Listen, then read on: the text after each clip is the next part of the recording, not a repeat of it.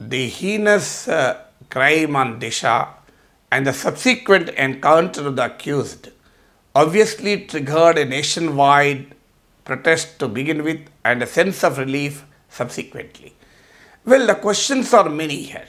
Firstly, the accused in this heinous crime deserve such a kind of a punishment. There is no dispute about it. So they have no right to live in this world. The barbaric nature of the crime and the premeditated murder and atrocity on an innocent woman is absolutely reprehensible, and they deserve the harshest punishment available on the earth. There is no dispute at all. In fact, unless you have a ideological opposition to the death penalty, which I don't have, so this case is a clear case of capital punishment. Supreme Court in several of its judgments, like the Dhananjay Chatterjee judgment, etc., has clearly stated that the death penalty is a part of Indian statute, and death penalty can be awarded in the rarest of the rare cases. So Indian jurisprudence has defined these rarest of the rare cases also, and among which the murder and rape and murder is also a part of a rarest of the rare cases.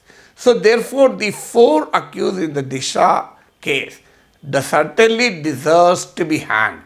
There is no dispute over it. So they don't deserve to live in this country, in this earth. But the problem here is the manner in which this action has taken place raises more questions. The first question is, well, in this case, I am not sure whether other than these 4 people, any other person is involved or not.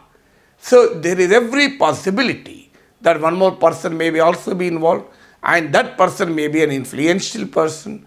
So by killing these 4 people, you have destroyed any possible chance of identifying any possible culprits in this murder. So you are completely allowing that person to escape in case if there is a 5th person involved in this case. So tomorrow it can well happen an influential person with the help of his accomplices may commit a similar crime, and those accomplices may be killed in an encounter, and subsequently the prime accused simply escapes the law because there is no one to tell, because in this case only Disha is the witness and the 4 people are the witnesses. So Disha is killed and 4 witnesses are killed, and there is nobody witness, so nobody knows whether there is another person in this crime.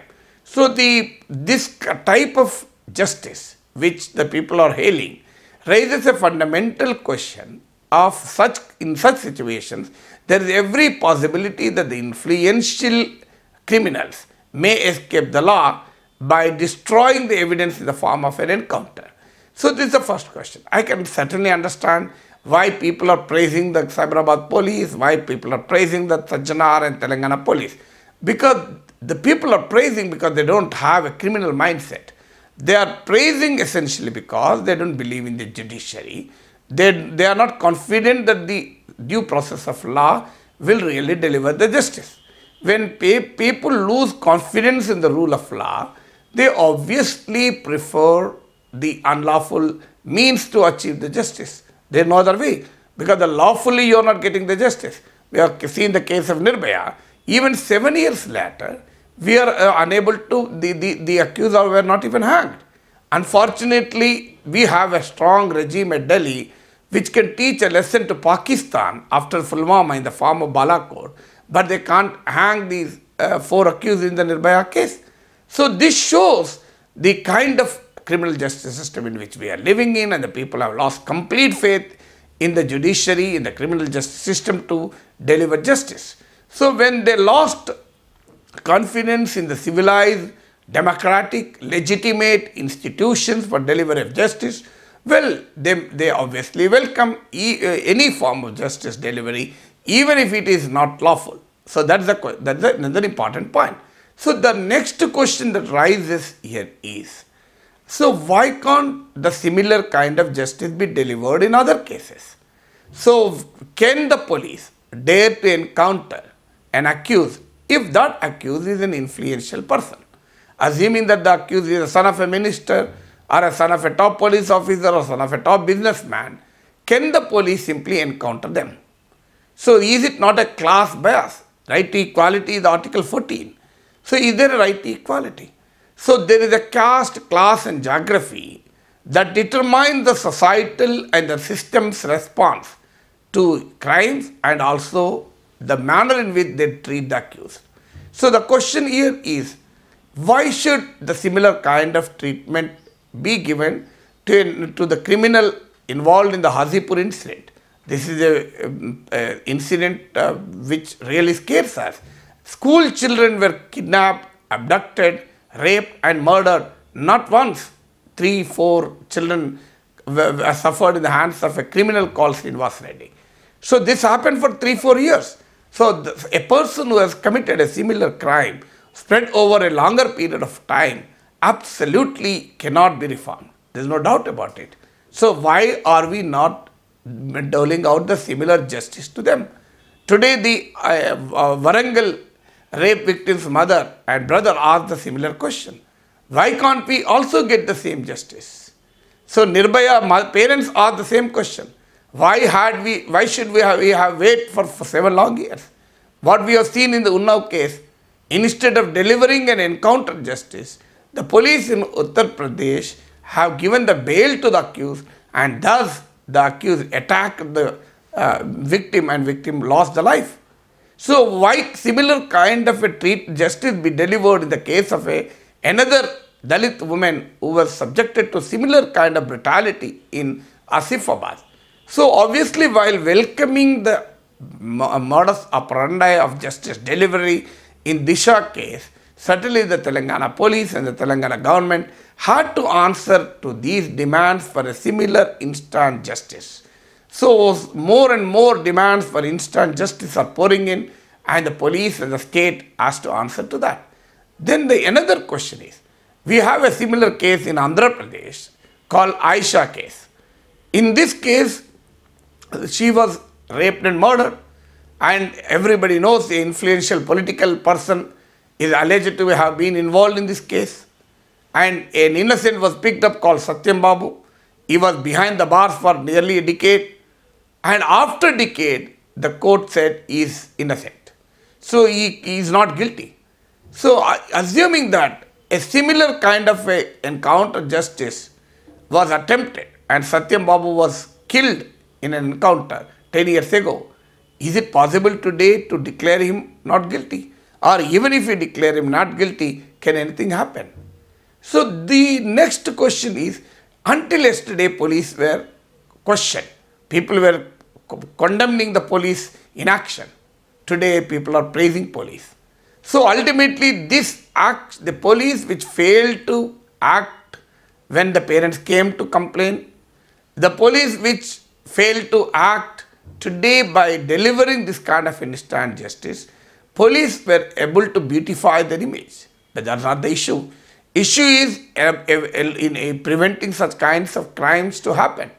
So unfortunately the entire debate has moved away from a demand to put in place all the possible measures to ensure that such kind of a Disha events will not happen.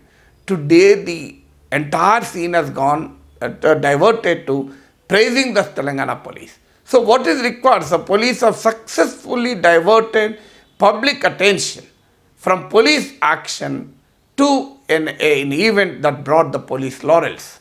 So that is another important question that people have to answer. So there is no dispute that these 4 people have to be killed. Well, the important question is here is, why should they be given such an instant relief? So the accused committed the most heinous crime. The innocent victim Disha suffered unbelievable, unimaginable suffering, and today the 4 accused were given a very easy and instant relief. So in fact, those the accused who have realized later that they will anyhow be hanged might be very happy today to get out of that suffering. So I would prefer those accused to suffer million times more than Disha suffered before they are hanged to death. Unfortunately, they were given an easy passage because the police were under tremendous pressure. The government was under tremendous pressure for their inaction. So to cover up their inaction, they have given instant relief It's not an instant justice to Disha. It is instant relief to the accused. So the relief got accused. So the accused got the relief simply by escaping the rigorous punishment of law. So the best thing would have been, so the speedy justice, the fast course has been set up. So the speedy justice and the speedy disposal of the case, and the guilty should have been punished as per the law. So the problem is when there is an extrajudicial killings, it doesn't really deliver justice on the long run. It may give instant relief, but the problem is such extrajudicial killings, and the police are given a license to extrajudicial killings, there is no guarantee that they will kill only the criminals. So nobody can give a guarantee they would only kill the criminals. So when there is a sanctity, when there is a legitimacy to extrajudicial killings, there is every possibility that innocent people may be victims in future. That is precisely the people like us want rule of law. So when we want rule of law, that doesn't mean we don't want punishment to the accused. We want punishment in a much harsh form. So there is no dispute about it. So, but the problem is, instead of strengthening the rule of law, by this action of encounter, the people's faith in the rule of law has completely lost. So the police have successfully eroded people's faith in the rule of law, and the implications and repercussions of this will be much more serious in future.